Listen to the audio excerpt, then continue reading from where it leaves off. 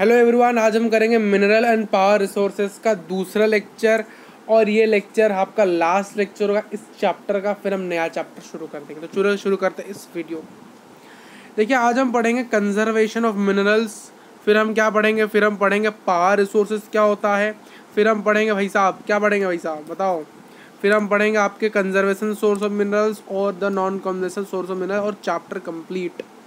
सबसे पहले देखते हैं कंजर्वेशन ऑफ मिनरल्स। मिनरल को भाई साहब कंजर्व कैसे किया जाए? भाई साहब, मिनरल को अगर आप केयरलेसली और विदाउट उसको केयरली यूज़ करके, हापाजर्डली यानी विदाउट केयरफुली उसको आप क्या कर रहे हो? नष्ट करते जा रहे हो। सिर्फ पानी को जैसे हम बहता या छोड़ देते हैं, यानी पानी को ऐसे नष्ट करते हैं, उसी प्रकार से मिनरल को हम बहता हुआ तब छोड़ देते हैं, यानी उसको अगिननीय बेकार तरीकों से बर्बाद करने लगते हैं और ख़त्म करने लगता है। और एक समय ऐसा आएगा कि मिनरल जब पूरी तरह से वैनिश हो जाएगा और फिर हम पछताएंगे, तो उसको उस पश्चावत वो जब पछताना ना हो सके, इसीलिए हमें मिनरल को क्या करना चाहिए? कंजर्व करना चाहिए। देखिए, मिनरल्स क्या है? Non renewable resources. Non renewable resources का मतलब क्या है? कुछ ऐसे रिसोर्सेस जो कि हमारे इस दुनिया में एग्जिस्ट करते हैं, जो कि रिन्यूड नहीं है, यानी अगर वो एक बार इस संसार से, वो अगर एक बार इस वर्ल्ड से ख़त्म हो जाए हमारे कारण, और उसे फिर से बनने में बहुत मिलियन और ट्रिलियन ऑफ ईयर्स लगेंगे। 1 मिलियन होता है 10 लाख, 1 मिलियन 10 लाख, तो कई साल, कई मिलियन ऑफ ईयर्स उसे लगेंगे फिर से बनने के लिए। फॉर एग्जाम्पल कोयला जिससे हम इलेक्ट्रिसिटी जनरेट करते हैं, अगर वो हम उसको अब इतनी ज़ोर से यूज़ करने लगे कि वो अगर कम्प्लीटली वैनिश हो जाए, तो उसे बनने में पूरी तरह से बहुत सारे मिलियन ऑफ ईयर्स लग जाएंगे।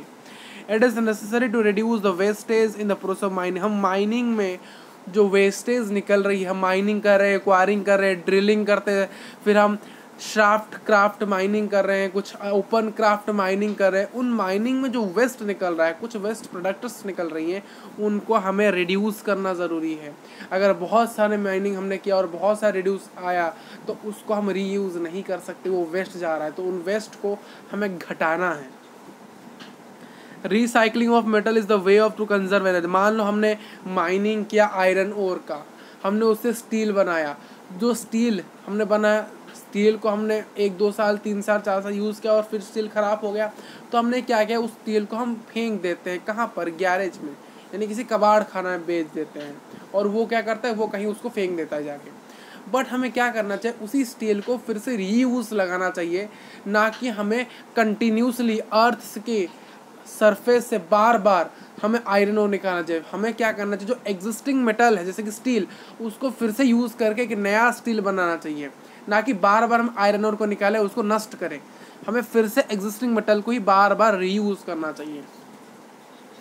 Over exploitation is harmful to environment also. अगर हमने माइनिंग बहुत सारा कर लिया, मानो हमने माइनिंग हम बहुत करें, एक माइनिंग की जो लेवल है वो एक स्काई के लेवल में चल रही है, माइनिंग एक जोरों शोरों से चल रही है माइनिंग। तो अगर माइनिंग चल रही है, तो माइनिंग में यूज़ करते हुए जाने वाली चीज़ों से कुछ क्या निकलेगी? कुछ गैसेस निकलेगी, कुछ वेस्ट प्रोडक्ट निकलेगा, कुछ ऐसे केमिकल्स निकलेंगे।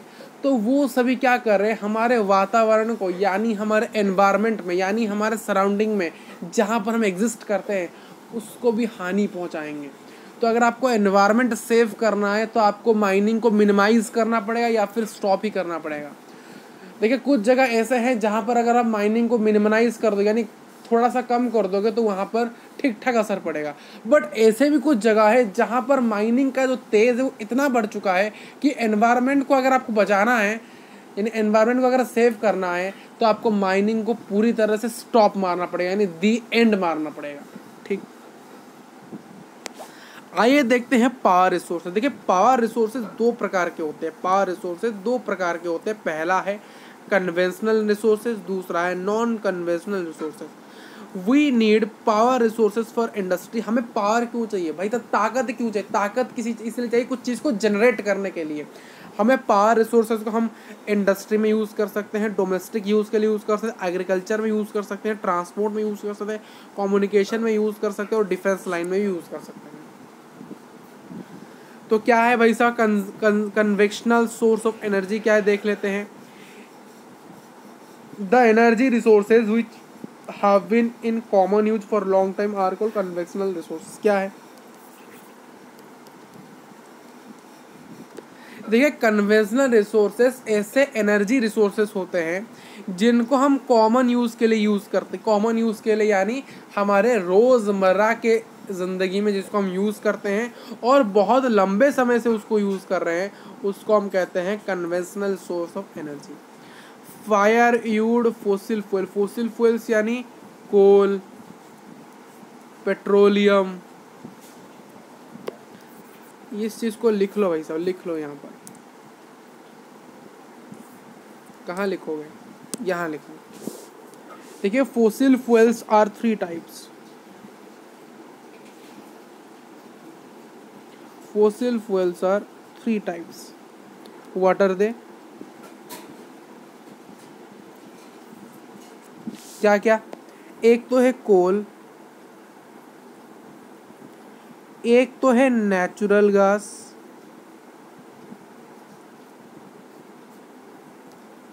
एक है natural gas, and the last one is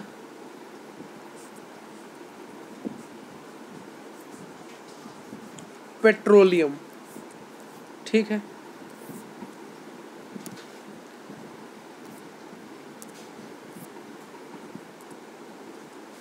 तो फायरवुड और द फोसिल फ्यूल्स ये 2 कन्वेंशनल सोर्स ऑफ एनर्जी है, क्योंकि जो हमारे फोसिल फ्यूल्स है इसको हम पेट्रोलियम से हम क्या निकालते हैं, पेट्रोलियम से हम पेट्रोल निकालते हैं जिसको हम अपनी गाड़ी में डालते हैं भाई साहब। कोयले से इलेक्ट्रिसिटी जनरेट होती है, बिजली जनरेट होती है, जिसको हम क्या करते हैं, अपने घर चलाते हैं भाई साहब।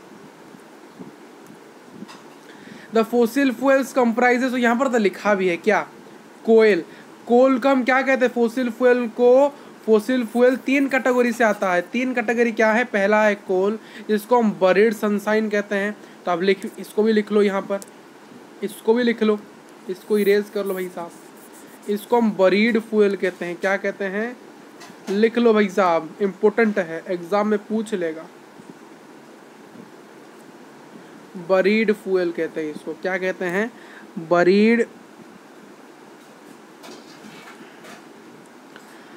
ठीक है, क्या कहते हैं आप लिख लो, बरीड, सॉरी बरीड सनशाइन कहते हैं।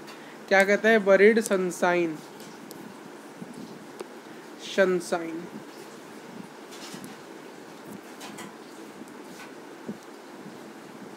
पेट्रोलियम को हम ब्लैक गोल्ड कहते हैं। जैसे कि गोल्ड क्या होता है, सोना, बट पेट्रोलियम को क्या कहते हैं, ब्लैक गोल्ड। और नेचुरल गैस और हाइड्रोलिक्स, इसको भी लिख लो ब्लैक गोल्ड, इसको हम कहते हैं ब्लैक गोल्ड। एक और कैटेगरी भी लिख लो, यहाँ पर लिख सकते हो क्या, हाइड्रो इलेक्ट्रिसिटी। हाइड्रो यानी वाटर, इलेक्ट्रिसिटी यानी बिजली, बिजली पानी की मदद से जहाँ पर बिजली जनरेट हो उसको हाइड्रो इलेक्ट्रिसिटी कहा जाता है। ठीक है, non conventional source of minerals क्या है, ये ऐसे मिनरल्स है they are renewable in nature. And non conventional source क्या है, कुछ ऐसे सोर्स है जो कि रिन्यूएबल हैं। अगर आप नॉन कन्वेंशनल सोर्स को यूज़ करते हो, दे आर रिन्यूएबल, यानी अगर एक बार वो ख़त्म हो जाए हम उसको फिर से नए तरह बना सकते हैं। देखिए सोलर एनर्जी, आप अपने घर के ऊपर सोलर एनर्जी लगाते हो कि नहीं लगाते हो, जिससे आप इलेक्ट्रिसिटी जनरेट होती है आपके घर में। विंड एनर्जी, विंड एनर्जी में क्या होता है, जो विंड मिल्स होते हैं उनमें क्या होता है, वो घूमते हैं, उससे घूमने के कारण इलेक्ट्रिसिटी का जनरेशन होता है। टाइडल एनर्जी, पानी के टाइड, पानी में देखिए पानी में क्या होता है, लहर आती है, उसी लहर को हम टाइड कहते हैं। उसे टाइड की मदद से जब आप एनर्जी का जनरेट करो यानी बिजली जनरेट करते हो उसको टाइडल एनर्जी कहते हैं। ये कुछ ऐसे एग्जाम्पल है नॉन कन्वेक्शनल के। They are more expensive as need technological updation. देखिए ये थोड़े से एक्सपेंसिव, आप अगर एक सोलर पैनल खरीदोगे वो थोड़ा सा महंगा पड़ता है, बट कोयले की ये थोड़ा सस्ते पड़ते हैं, बट थोड़ा सा महंगा है क्योंकि इसको करने में थोड़ा सा टेक्नोलॉजी चाहिए, थोड़ा सा एडवांस टेक्नोलॉजी चाहिए हमें। India has great potential for solar energy. India में बहुत पोटेंशियल है, किसके लिए, सोलर एनर्जी के लिए। पोटेंशियल तो है बट उसको कोई एक्चुअली पोटेंशियल में नहीं ला रहा है। क्षमता तो है बट उसको एग्जीक्यूट नहीं किया जा रहा है, दैट सिंपल थिंग। ठीक है, तो आज के लेक्चर में बस इतना ही, मिलेंगे नेक्स्ट क्लास में। Thank you for watching this video.